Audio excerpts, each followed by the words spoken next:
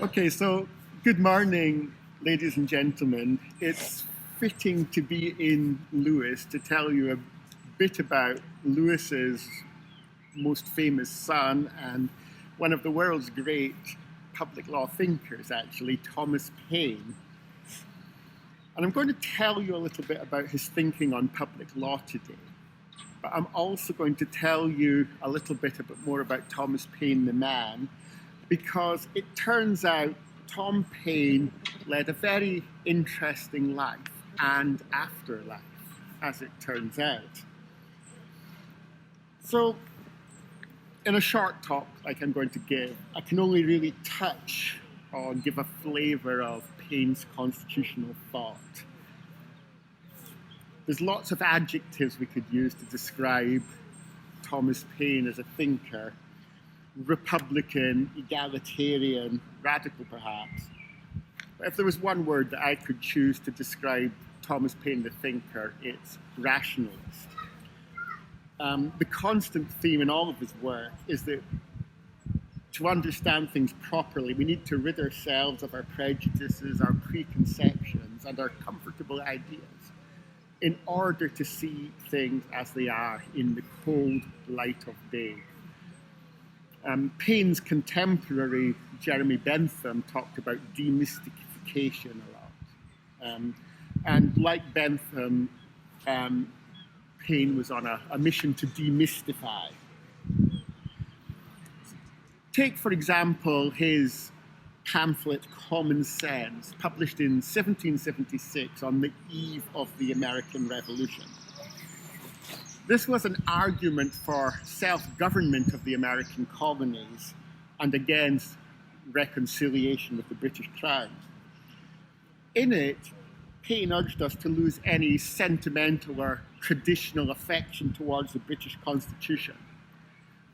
But the words he actually used to express that thought were a bit different from what I've chosen. He says, "As a man who is attached to a prostitute is unfitted to choose or judge a wife, so any preposition in favour of a rotten constitution of government will disable us from discerning a good one."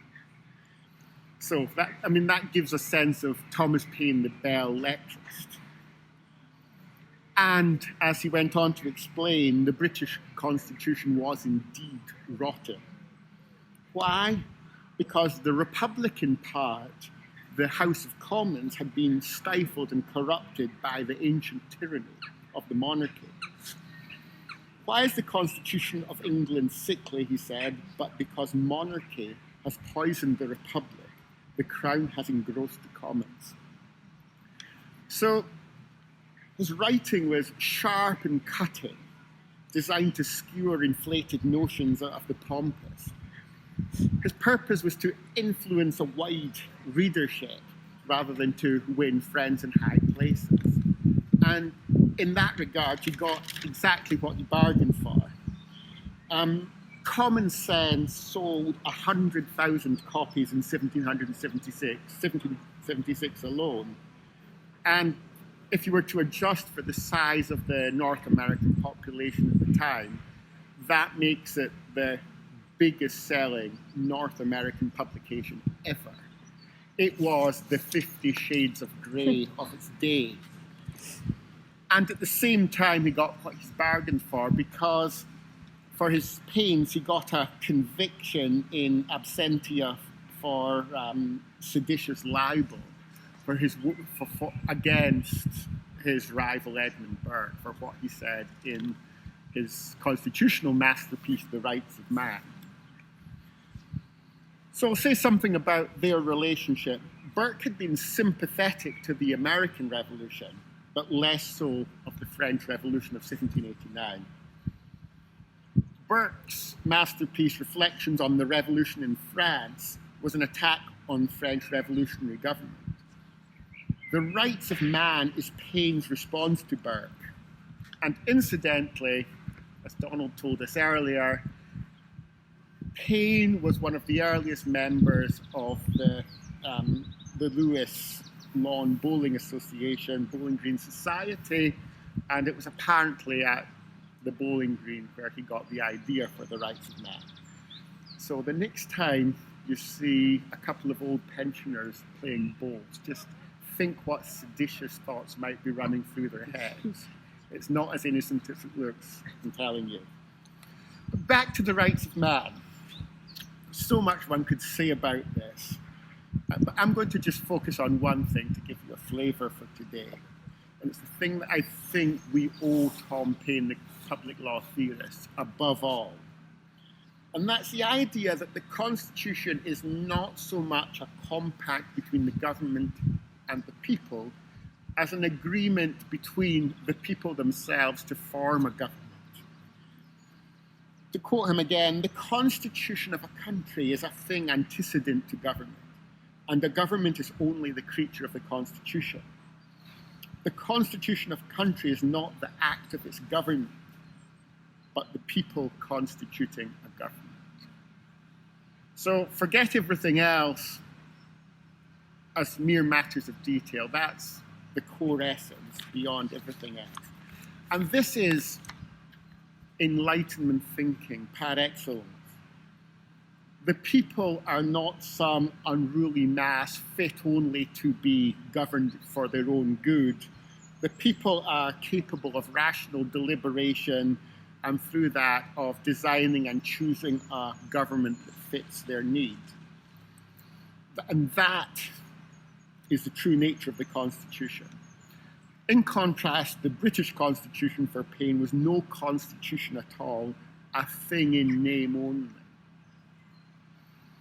And I think it's really worth remembering that insight these days when governments see fit to alter the constitutional order to their own ends with less consultation or less careful analysis than one might change the rules for the breeding of goats. Paine is at the fount of a radical tradition that holds that a constitution is not something that gives the people their rights. It is the instrument by which the people that already have rights form themselves a government. So back to Burke. In Reflections, Burke praised the superiority of the English constitution over the French Revolutionary Constitution. The rights of man is a straightforward reply, point by point, but crucially, I think the points that Paine emphasizes are political rather than civil rights. That is, with the creating the means by which the governed community establishes its common purposes. The franchise, the allocation of seats to the assembly, frequency of elections, measures to limit corruption of elected representatives. And the exceptions to that are telling as well. They are game laws and monopolies. But even then, what do these things have in common with political rights? They are about the establishment of the common resources of the community for the good of the community. So when Paine speaks about the rights of man, he's not talking about so much libertarian rights to be let alone. He's talking about the collective right of a people to govern themselves as a community. But enough about Thomas Paine, the constitutionalist. What about Thomas Paine, the man?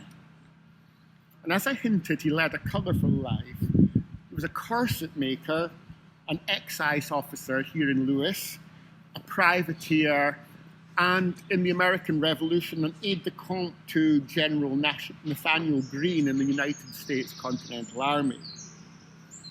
He's sometimes called an atheist, although it would be more correct to say he was a deist, meaning that he believed in a kind of a watchmaker god that created the universe according to its own laws of motion and then set it in motion and let it alone to fill out that motion.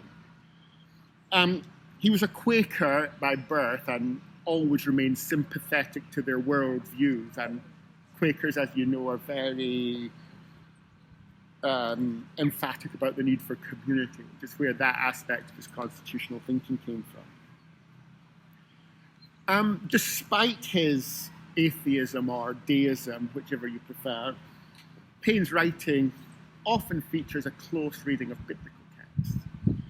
Common Sense, for example, labours the point that far from endorsing the monarchy, the Bible shows God to be displeased when the Israelis demanded a king so that they could be like the other nations. And a verse that he liked to quote was, "We have added unto our sins this evil to ask a king." I think as we head into the Jubilee weekend, that's an appropriate verse of the Bible to meditate upon. And in death too, Paine remained a colourful character. His ideas were quite out of flavour when he died, although he was still memorialised as a founding father for his work in drafting Pennsylvania's Constitution. An obituary noted that he lived long, did some good and much harm. And, think about how the French Revolutionary Constitution of the year 3 then resulted in the terror. That's the kind of context in which he was remembered upon death.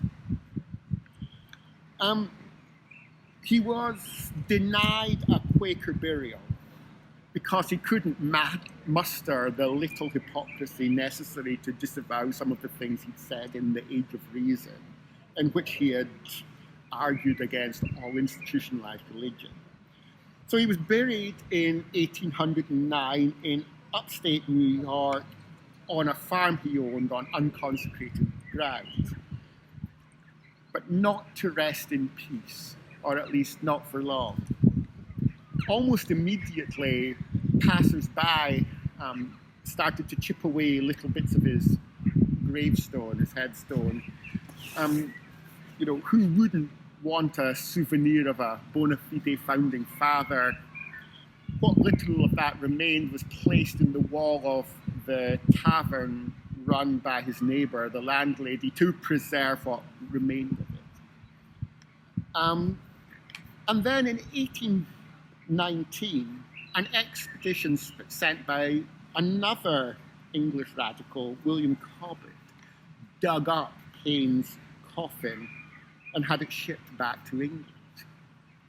Cobbett, like Paine, was a radical pamphleteer, although he had been a loyalist during the American Revolution and they crossed pens quite bitterly on that one. Cobbett hoped to raise funds for a suitable memorial to Tom Paine, a mausoleum that could host this famous English radical constitutionalist. But he never succeeded in raising the necessary funds. And so for the rest of Cobbett's life, Cobbett kept the bones of Tom Paine in a crate in his house. And for this, he was mocked by the Times as bone grabber Cobbett, and is memorialised in some lines by the poet Byron. "In digging up your bones, Tom Paine, Will Cobbett has done well. You visit him on earth again, he'll visit you in hell." What eventually became of Tom Paine's mortal remains has been lost to history, much like the bones themselves.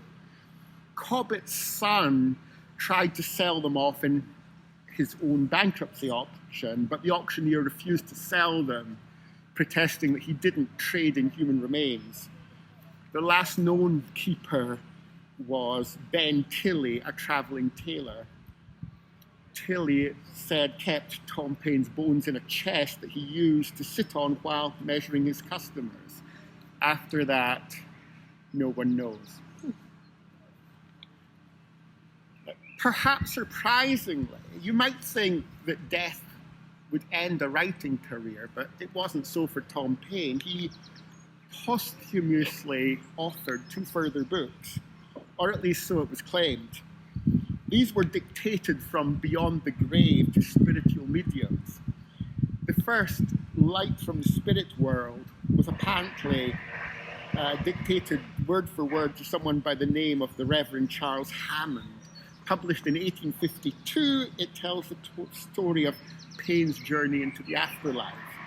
2 years later, this was followed up with The Philosophy of Creation, unfolding the law of the progressive development of nature, similarly dictated to a New York lawyer. If you look these works up in the catalogue of the Library of Congress, you'll see their author listed as Tom Paine brackets Spirit. Now, you might be a little bit skeptical about Thomas Paine Spirit being the author of those works. But you might ask why, and if you'll forgive me, their ghostwriters might have wanted to claim that they were the works of Paine. Why? So why not someone like Paine's friend Benjamin Franklin or someone like Thomas Jefferson? Why Paine? And I think part of the answer is that unlike those founding fathers, Paine remains to us to this day a subversive and somewhat dangerous figure. Someone who challenged the existing order of things, someone whose ideas were so dangerous that selling a copy of his works could result in imprisonment. So, some literary theorists have claimed that horror fiction depicts in metaphorical form the larger fears of society. So just as supernatural horror aims to shock or frighten, so Paine's constitutional writing is shocking and frightening. To the public of the 19th century, Paine was the sort of alien, otherworldly figure who could well be the subject of Gothic horror. He was the person who forces on us the responsibility that the design of our government is the matter of our own choice as much as it is of tradition or the right of rulers to rule. And, the history of the French Revolution tells us that if we get that wrong, then the result is bloody and brutal. And that's what I think is shocking. Of course, the story of Tom Paine's bones only adds to that. So,